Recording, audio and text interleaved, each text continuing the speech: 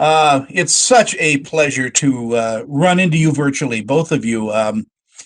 When I said Salt Lake City, you kind of went, "Wow, are you friends with Salt Lake?" Well, We are up we've there come quite a through, bit. yeah, many times.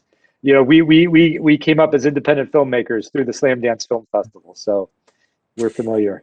Yeah, we're just getting through Slam Dance. What an That's right. amazing program that is, because it gives I guess, the more independent films a chance, and those guys that run it are just absolutely wonderful.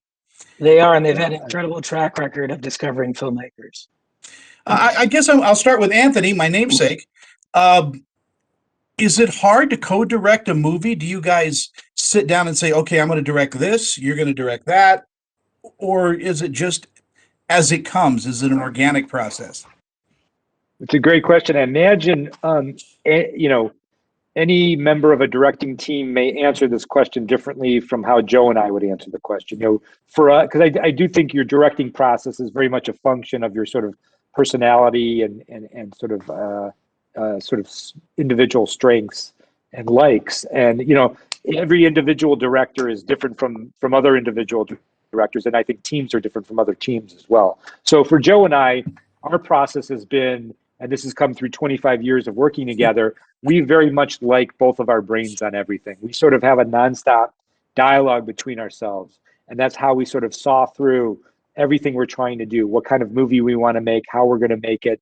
And that dialogue that exists between Joe and I eventually starts to include our other collaborators as we bring them on in order to make a film. So for us, it's a very natural process, and we don't really have any formal divisions.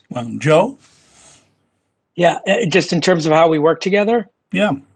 I mean, as Ann said. I mean, I'll tell a story about our first movie when we were trying to figure out, because it was '94, and the only other brother duo that was out there at the time were the Coens, and they were not listed as co-directors. They were listed as producer and director, but it was understood that they were both directing.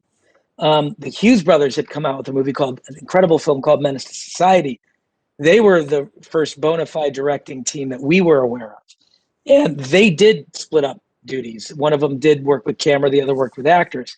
And I remember Anthony and I trying that on set in our first movie for like the first week, and we hated it. And ever since then, we have just both agreed that we're involved in every aspect of the film. You seem to get a special kind of acting out of whoever you're working with. I mean, Tom Holland is amazing in this. Sierra, and there's a kind of magic in what you both do. Do you feel that? I started as an actor. That was my first career, and then moved on to directing because I just didn't want to be in a job where I was waiting for someone to tell me that I could work. Or in directing, you sort of create your own work. But I think we can speak the language of actors. We like to keep it very visceral and quick. We don't like them to think too much. We like performers who are intuitive, and we don't call cut. We'll run a scene 5, 6, 7 times in a row, because they tend to warm up as it goes on, and they stop thinking by the time you get to around take 3.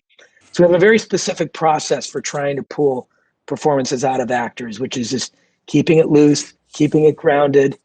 Don't let them get in their heads, and keep the energy high on set by keeping the camera rolling. I appreciate it. Anthony, I wish I could give you the last word. They gave me the wrap.